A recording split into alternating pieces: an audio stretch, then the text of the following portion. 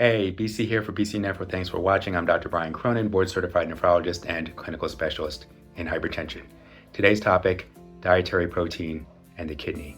But before we get into that, make sure you check out the other videos at this channel. Check out bcnephro.com where you'll find articles not only on this topic, but on a wide range of nephrology subjects. And I'm also on Instagram at bcnephro.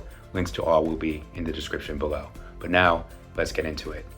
It is often thought that a high amount of dietary protein is potentially harmful to the kidneys, and that protein restriction is somehow beneficial in kidney disease. I'm going to get into the theoretical reasons for this and a practical approach on what to tell patients. Make sure you stick to the end, where I'll tell you what I typically counsel patients and what I personally do for myself.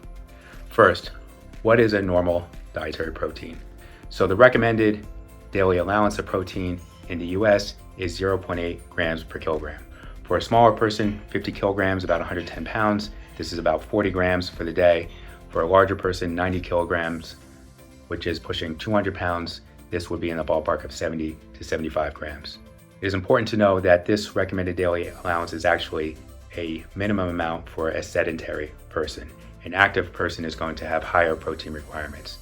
Now, a low protein diet is going to be less than this, so less than 0.6 to 0.8 grams per kilogram per day. And there's also a very low protein diet, which is less than 0.3 to 0.4 grams per kilogram per day. Now, this very low protein diet is actually not safe. It is so low that it needs to be supplemented with amino acids or keto acids. It would have to be done in a very controlled situation. A high protein diet would be considered above 1.3 grams per kilogram per day. Now, for people in strength training, weightlifters, what is typically recommended in the gym is 1 gram per pound, so 2.2 grams per kilogram per day. So as you can see, there's a wide range of potential recommendations for dietary protein. So why is high dietary protein potentially harmful for the kidney and restriction potentially helpful?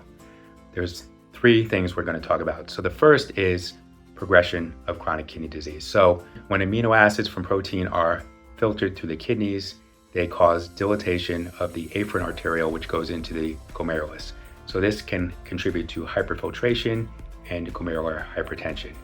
This is generally considered to be maladaptive. It is the primary pathophysiologic event in diabetic nephropathy and can lead to things such as glomerulosclerosis and proteinuria. So therefore, avoiding hyperfiltration is a desirable thing. Now, this has been studied. One of the major studies is called the MDRD study, the modification of diet in renal disease. This was done in 1994, and subsequent to that, there have been multiple analyses on different subgroups. So what this apparently found is for certain subgroups, a low protein or very low protein diet slowed the progression of chronic kidney disease, slowed the rate of GFR decline.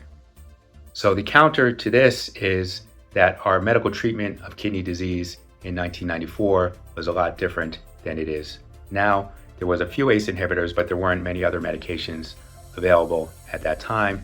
So currently, there is widespread use of renin-angiotensin system blockers, ACE inhibitors and angiotensin receptor blockers, also SGLT2 inhibitors, and mineralocorticoid antagonists in kidney disease.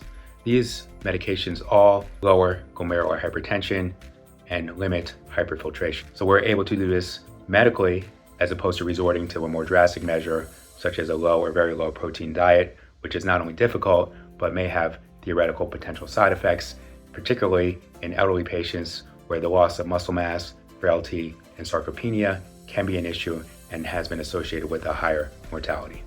Now, the second concern with protein in kidney disease is in patients who already have very advanced, let's say stage 5 kidney disease, but are not on dialysis, have not reached a point of requiring renal replacement therapy.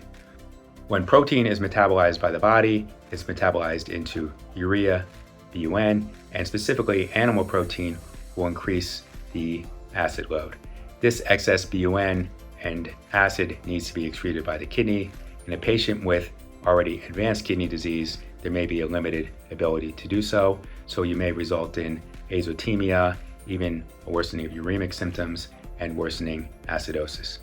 Now, in this case, the protein is not making the kidney worse. It's just that the kidney, with the decreased GFR, cannot excrete the excess metabolites of the high protein diet. So if there is a highly motivated patient that's approaching renal replacement therapy and you can have close follow-up, it is reasonable to restrict dietary protein to forestall this.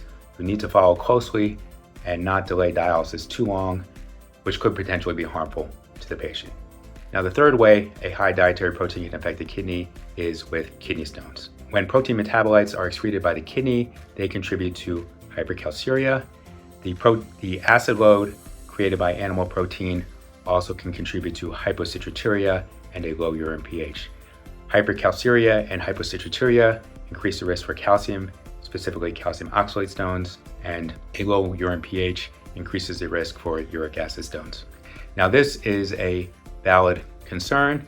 However, I will say in many of my patients who have kidney stones, the high protein diet, the high animal protein diet is really part of a general poor diet, including suboptimal water fluid intake, high dietary sodium, which also contributes to hypercalciuria, as well as high purine foods, and a diet that is poor in fruits and vegetables, which tend to have more of an alkalinizing effect on the urine.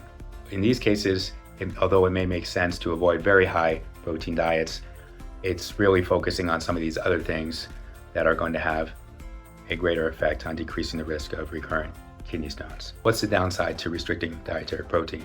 As I mentioned before, particularly as people age, there is a loss of muscle mass.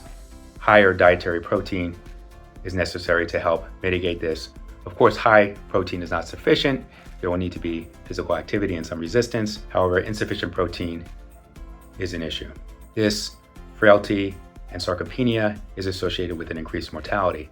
What ends up happening is once people are on dialysis, it is recommended that they increase their dietary protein to 1.2 to 1.4 grams per kilogram per day to help prevent this frailty and sarcopenia. Now, in my opinion, this is difficult. At this point, the people are ill and may have a decreased appetite, and it is likely easier to maintain muscle and prevent muscle loss than to regain it once it already has been lost, particularly in an elderly patient. So now, what do I do? What do I recommend to my patients? I typically recommend that they maintain at least 0.8 grams per kilogram per day, and I say that up to about maybe 1.2 grams per kilogram per day is acceptable. This is consistent with the most recent KDIGO Guidelines that were published in this year, 2024. For a patient with advanced kidney disease who is willing to follow closely and is motivated, restricting dietary protein to delay dialysis is reasonable. However, I find that this would be in the minority of patients and be the exception rather than the rule. And in general, I believe that a healthy diet is much more important than the specific components. So a diet should really limit processed foods and have more fresh foods. The protein ideally should come from lean meat, dairy, maybe Greek yogurt, eggs, and fish, and should be a part of a general healthy diet. For my patients who lift weights and want to build muscle, I tell them that they really max out at 1.7 grams per kilogram per day. Don't need to go up to the 2.2 grams per kilogram per day, 1 gram per pound. It's my belief that that excess protein in most cases is not utilized and it just ends up being excreted from the body. This is consistent with some other recommendations that recommend dietary protein for endurance athletes of 1.2 to 1.4 grams per kilogram per day, and for strength training, 1.2 to 1.7 grams per kilogram per day. So that's it. Thanks for watching. If you made it this far, you might as well hit like and subscribe. Leave a comment what you think about dietary protein and the kidney and questions that you have. Share this video with someone who you think may be interested in this subject. It's this word of mouth referral that really helps the channel. And until next time.